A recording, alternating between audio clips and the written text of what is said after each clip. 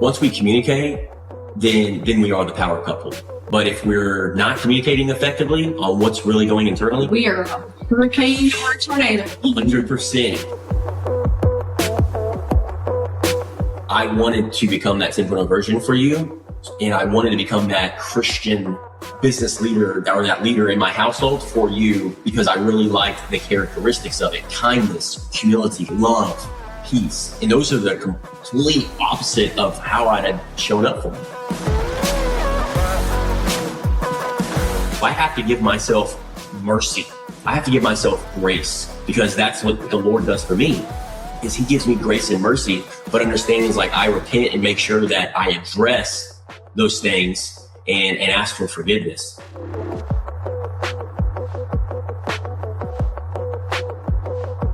Welcome back to the Level Up and Live podcast, part 2. Today, Kendra Meyers, the one and only, my wife, is actually interviewing me. This is about leadership, marriage, faith, and what I'm still learning as a husband leader while building businesses and community. So welcome to the show, Sean Meyers. Thanks for having me on. Appreciate it. Yeah, you're welcome. Okay, so you told me that I get to ask you questions. Obviously, we're going to ask the questions that help others see what kind of leader you are in our marriage, in business, and in life, right? Yes. So just going first to marriage, where has like your ambition and your drive? So typically entrepreneurs have ambition and drive, right? Most of them, that's one of the characteristics of them. So where has that ambition and drive helped you in our marriage, or where has it hurt you? Yeah, great question. So for me, ambition is definitely a part of my temperament and personality. And I recognize that through self-awareness. So I leverage that for me in our marriage by understanding that I need to grow. I'm ambitious to grow. If I'm complacent, if I am okay with maintaining our marriage, that's not ambition to me. I have to be ambitious. I have to be ambition, just like I do in business, just like I do in fitness, in my spiritual life, and in my marriage. And if I'm not, to me, if I'm not growing, then I'm dying. And what does growing in your marriage look like to you? For me, that's the interesting thing about it. Growing in my marriage used to look like, where is Kendra growing? And what I mean by that is when I thought about growing in our marriage, I would always point the finger. I would always look at you and go, why isn't Kendra doing this? Where isn't she growing? Why isn't she? And I still get challenged to this day. I still wonder why I don't listen to the podcast as much as you do. Exactly. Because I'm very ambitious about growing. I'm obsessed with it. And what I've learned along the way, to answer your question, is I have to draw the circle around me. So we actually went through re-engage 3-4 years ago. I really didn't understand it. I don't think I was in a place in our marriage. This was about 3 or 4 years in. Ego and pride was still driving me then. But reflecting back, because that was one of the biggest things that we learned going through that 16-week course was you had to draw the circle around yourself. But what do we do as human beings? We draw it around everyone else. Exactly. We point the finger. We play the victim card. But at the end of the day, whether that person's right or wrong, whether my wife is sinning or judging or not meeting my expectations, it doesn't matter. What matters is how I'm showing up. And that is where that saying that I always say is, it's caught, not taught. So if I show up the way I should, then you're going to catch that, is the way I look at it. And so what are some things that you look for, like warning signs or whatever you would call it, when you feel like you're drifting into the old Sean versus like trying to draw the circle around yourself? Warning signs would be another, this is so important. And I encourage every man and even women listening to this, and I know this is something you're working on as well, is a self-awareness. Because one of the things that I struggled with early and often was I wasn't tapping into my emotions. I wasn't tapping into my feelings. I wasn't tapping into my thoughts. That really is the quality of your life, your emotions, your thoughts, your feelings. If I'm sitting here angry all the time, that's going to be the quality of my life because I'm internalizing that. I'm angry or I'm frustrated. To society, I look like I got everything figured out. And internally, I'm angry or frustrated or upset or sad. I wasn't aware of my emotions. I wasn't taught this growing up. Yeah. So that transitions in being a student of the game by looking inward and being self-aware. Well, what's making me angry right now? Well, I'm angry because, well, it's not my wife, but I'm coming at her through my anger. But it's not because what she's doing. It's because what I'm experiencing internally. So once I started recognizing like, oh, I'm angry or frustrated or lonely or tired, I need to be able to communicate that to me or her and be in solitude with that and or journal that on what I'm going through. Why am I angry? And why am I taking this out on her? Because that's not fair to her. I like it. Yeah. It kind of goes back to our conversation we just had about expectations and realizing and communicating those expectations. It's the same thing with like feelings, anger, frustration. Yes. In your marriage or in any position you're in, is to communicate. Ultimately, communication is key. Honestly, we can say it's so true, because once we communicate, then we are the power couple. But if we're not communicating effectively on what's really going internally, we are a hurricane or a tornado. 100%. And that was more times than often, early stages. And, we were just the rat race, the cog in the wheel. So I think once we finally started drawing a circle around ourselves, started checking our heart on how we were feeling and what we were going through and being able to communicate that, our intimacy has leveled up, and I'm excited because I feel like we're just getting warmed up. And even our listeners and audience listening to this, they have the same empowerment within them to do the same. I believe you have to go through that pain cave where I'm sick and tired of being sick and tired. And because here's the thing, what I learned was I can't control Kendra's behavior. That was one of the biggest things that pulled because I'm a control freak. We talked about it on part 1. If you haven't listened to that, go back and listen to it, part 1, because a perfectionist, when you're that ambitious and you want everything to be perfect, it can really pull your piece. So I think being able to understand that really allows you to show up differently for your people that you love. So where would you say that you've had to grow the absolute most in marriage and relationships? Spirituality, my relationship with Jesus, because I wasn't raised in church. I didn't open a Bible until probably 3 years ago. And even up until probably a good 12 to 18 months ago, I started reading the Bible. I started listening to devotions, audio, and it never resonated, never hit me in my heart. I didn't understand it. All the excuses and the objections that you hear when you do something hard, when you do something uncomfortable. But for me, it was like, I wanted to become that 10.0 version for you. And I wanted to become that Christian business leader or that leader in my household for you, because I really liked the characteristics of it: kindness, humility, love, peace. And those are the complete opposite of how I had shown up for me. So my spiritual walk has been the most challenging, but the most rewarding as well. Do you remember a distinct time where you had that aha moment where it was like, okay, I need God, or I need to grow my spiritual relationship in order to grow in my marriage or in my other relationships? It was December of 2020, which was about 5 years, almost 5 years ago. December of 2021, roughly 4 years ago. And it was in that moment where I reached out to a possible coach. It was the first time I invested in myself. Before then, I was trying to do everything. I mean, you remember, I was trying to do everything on my own. I was trying to run a business. I was trying to be the husband that you wanted me to be. I was trying to make sure my needs were met versus your needs were met. I was doing what I was taught being raised in my house, because the apple doesn't fall far from the tree. It wasn't until that coach, and I invested in myself, that's why I'm so big on investing in ourselves, slowed me down and made me realize, once I started journaling and getting grateful and then asking myself questions like, what's driving your behavior, Sean? Why are you angry? Why are you frustrated when you talk to Kendra? Why are you taking this out on Kendra or your employees or the people around you?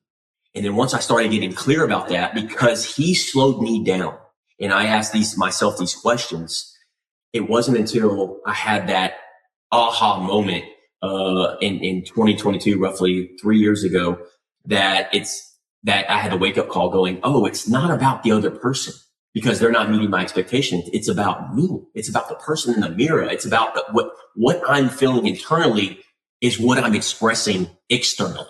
Well, that's normally how people do it, right? If somebody is hurting someone else, what does everyone say? Hurt people hurt people. Exactly. That's right. And that was me. It's like, and that happens all around us as human beings. And I think none of us are perfect, but what would Jesus do in that situation? He gave the ultimate sacrifice, and he's sitting here getting betrayed and slayed and talked down to and judged and all these things that are going on in his life, but he still showed up with love, kindness, humility. So I want to be more like that, and it's been a process. So how do you feel, like, tell us what you do to stay like grounded and to make sure that you're still kind now? Because I even said this the other day. John asked me for a reference for an employee to hire. And I said, oh, this person, they used to work for us. And I was like, oh, why'd they leave? And I was like, well, blank, blank, blank. And one of them is, I think that working for Sean was completely different than now, because you've grown a lot, right? Mm-hmm. So what do you feel has helped you stay grounded to be that kind leader? And even though when the pressure gets heavy, because I know that last year, oh, by the way, you didn't tell me.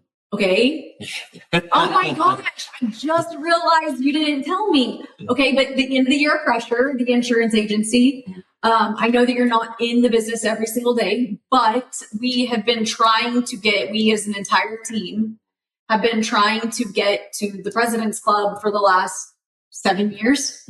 And so that's obviously a super high achievement. So how do you continue to show up kind and more like Jesus in those situations where your employees, our relationship, whatever it may be, the pressure's on? Yeah, great question. So on to the first question on how do I stay grounded? It really, for me, if I would have answered that just shy of 3 years ago, before hiring that coach, I wasn't grounded. I would have said fitness, working out, push-ups, just your mom always used to say you'd had to go run outside. 100%. I'd have to go run it off, but I would still, that would help me just, it would be abandoned.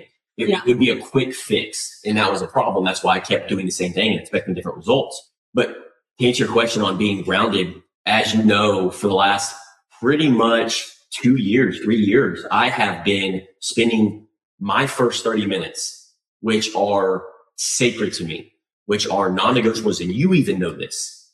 I'll give you a kiss and drink my coffee, but I come in here to my office when I wake up at 4 a.m.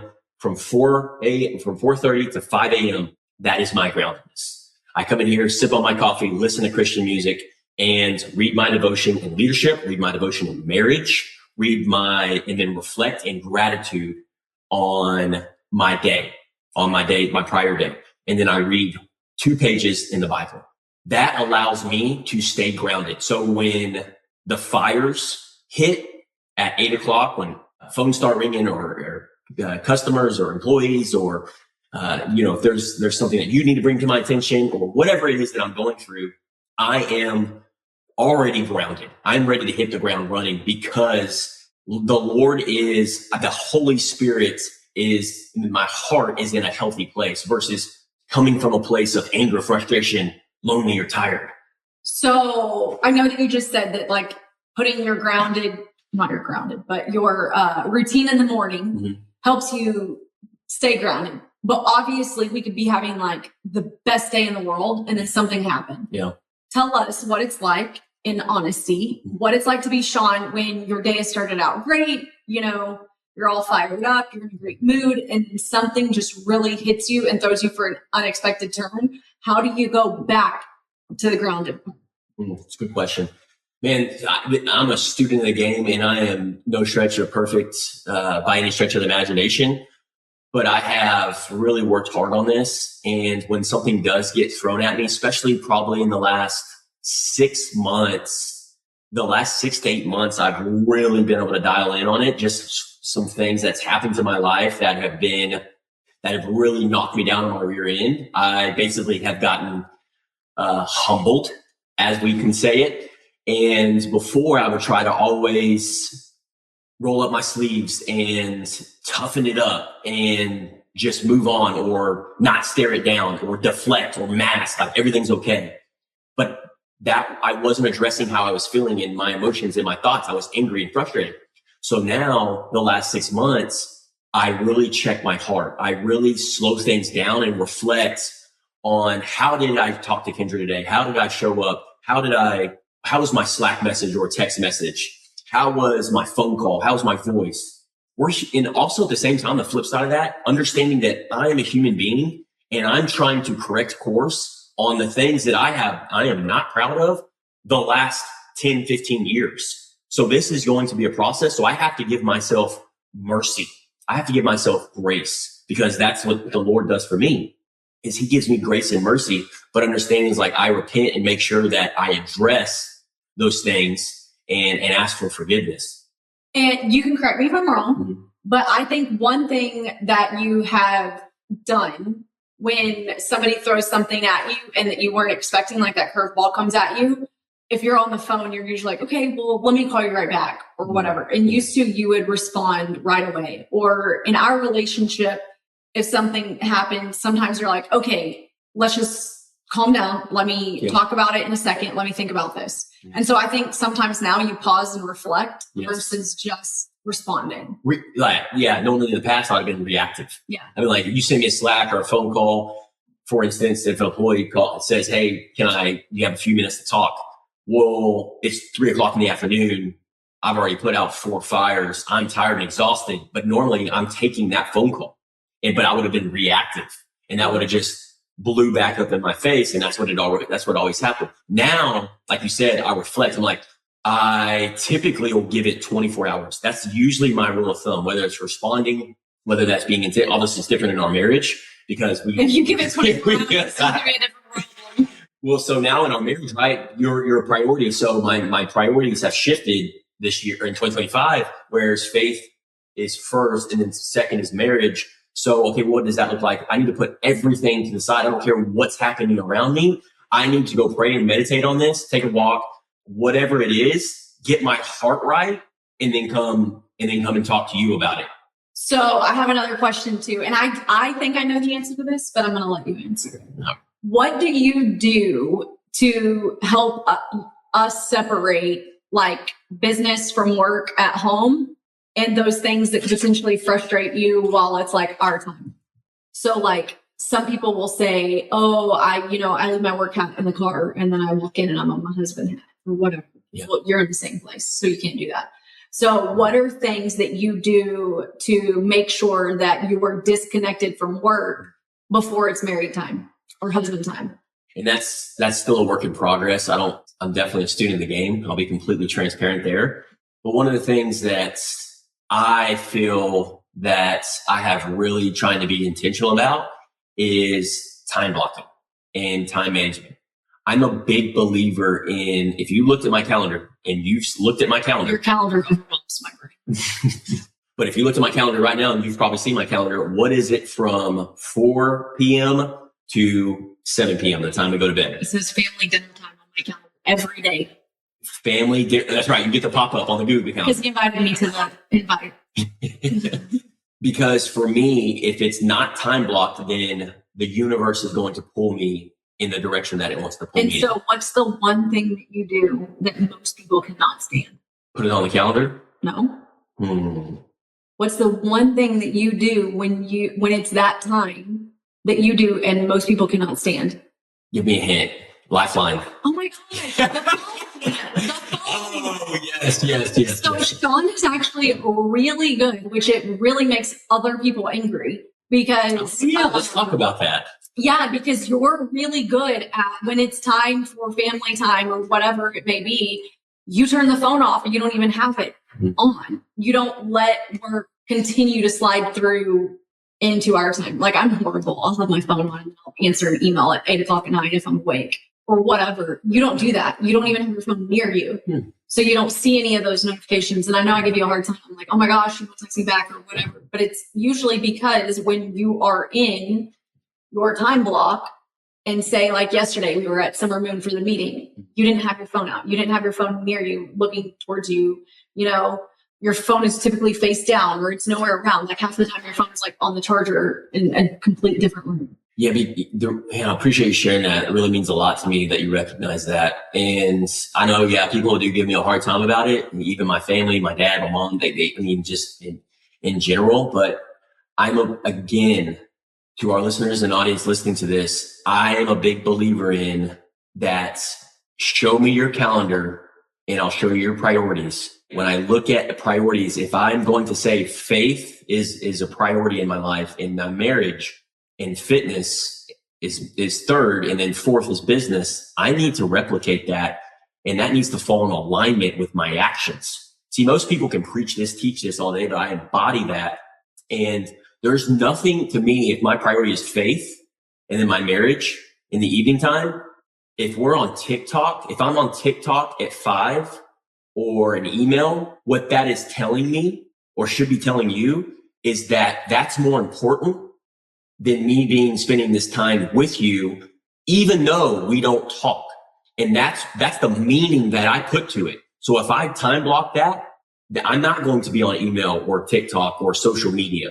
I'm going to put it on Do Not Disturb. Nobody's going to get a hold of me. The world could be burning down because I am time blocked because I'm in prayer, or I'm with my wife, or I'm doing fitness. So that's how I look at it, and I'm obsessive about it, but it allows me to be present in those moments, just like on the podcast today. I don't have my phone, that's flipped over. It's on Do Not Disturb. Nobody's getting a hold of me. I agree. Yeah, it has caused a little bit of issues with different things because people would reach out to me and say, hey, Kendra, can you ask Sean? I'm like, no, I'm not going to ask Sean. Yeah. Like, he doesn't want to be asked. That's why his phone's off. So what would you tell somebody now? Like, you have somebody listening to this and they're like, yeah, I'm on the reciprocation of that, and I don't know how to handle this scenario. So how did you handle it when people started reaching out to you and try to get a hold of me?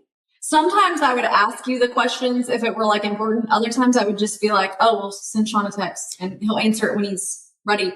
But half the time I just communicated to people, yeah, he's not responding because he's not at his phone. And he's not at his phone because we're supposed to be hanging out together. But you see, I'm still bad and I still have my phone all the time. But I think that it has made it where, and there's specific times that I have put down my phone now and not had it turned over.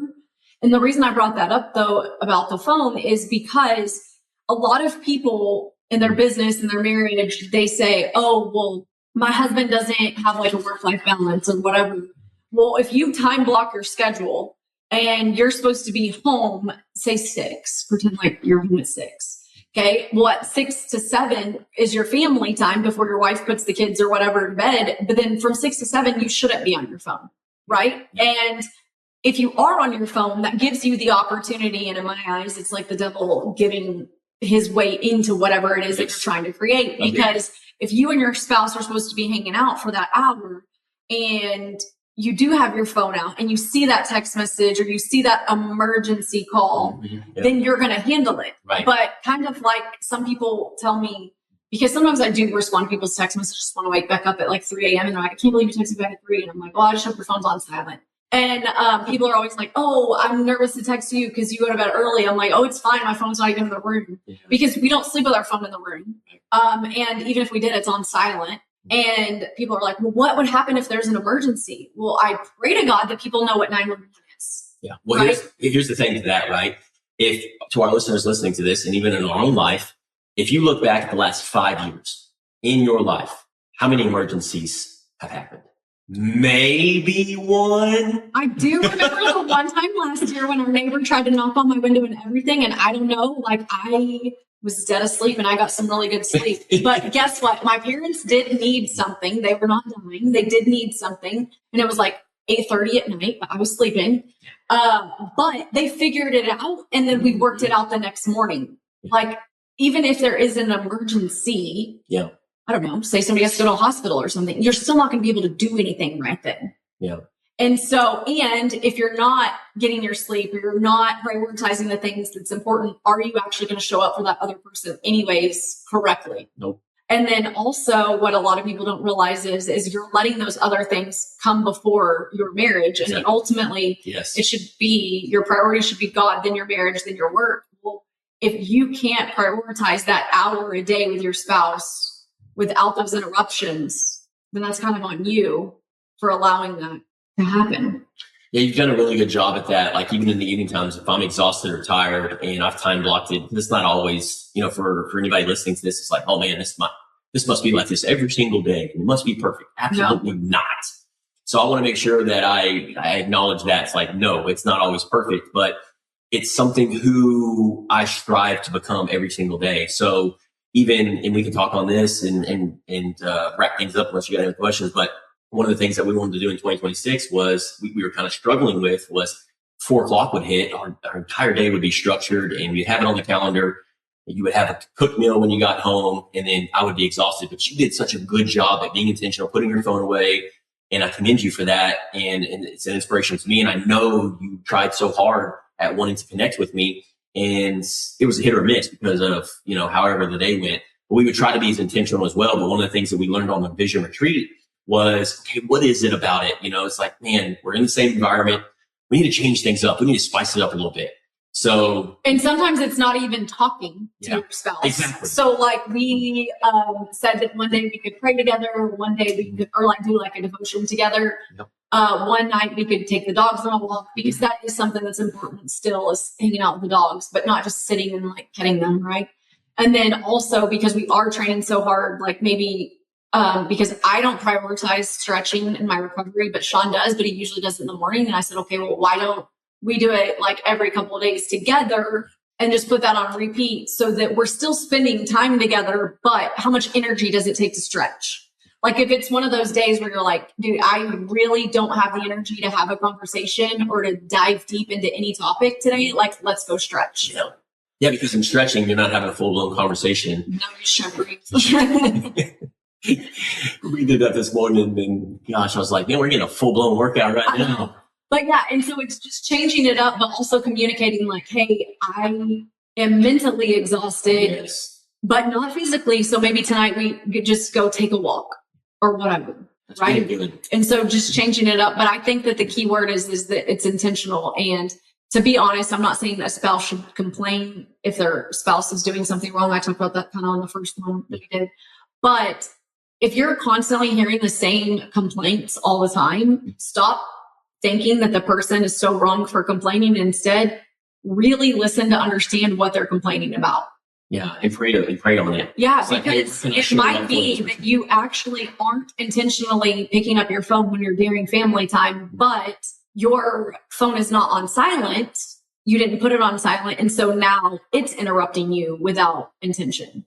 Yeah, because our habits, we're creatures of habits. So you might be unintentionally doing it. Right. And so I think that it's just creating those habits that we do. And like he said, Sean and I, we don't do this every single day. There are some days that we might have the intention to hang out for an hour and we were both like, no, we're done. Yeah. Like, let's just blindly watch TV or whatever it is because I'm done. And one of the things that we've gotten really good at is, and I would encourage our listeners as well as doing this is communicating. So like you'll be headed home around 3:30 and then you get home, you got a 45-minute drive and you'll communicate to me via text message or voice memo. And you'll say, hey, scale 1 to 10, I'm at a 3. I'm exhausted. I'm tired. But that I have received that as, oh, okay, well, maybe we don't sit here and have a full-blown 45-minute heart-to-heart, on whatever's on my heart. And I've been doing the same thing. I'm exhausted. I'm tired. And that tells you, and you receive that like, okay, well, maybe our expectations aren't going to be having a full-blown heart-to-heart conversation like it would normally look like. And so we just sit there with each other or whatever it may be. Ultimately, it's all about communication. Communication is key. Communication. That's a whole nother episode. Maybe part 3? Question mark. No. Well, there you have it, folks. So, Kendra, man, are you for hire? Because you absolutely did amazing today. I might be fired. I am not for hire. I currently enjoy what I do. Well, you did a wonderful job on interviewing me today. So there you have it. Make sure if you enjoyed the episode to go share this with another individual out there that is business owner, entrepreneur, leader. Let us know in the comments or shoot us a direct message or even an email and let us know what you liked about the episode. Take one action step today and go apply it in your own life and let us know how that works out for you. And outside of that, continue to lead with intention and go out and level up and live. Thanks.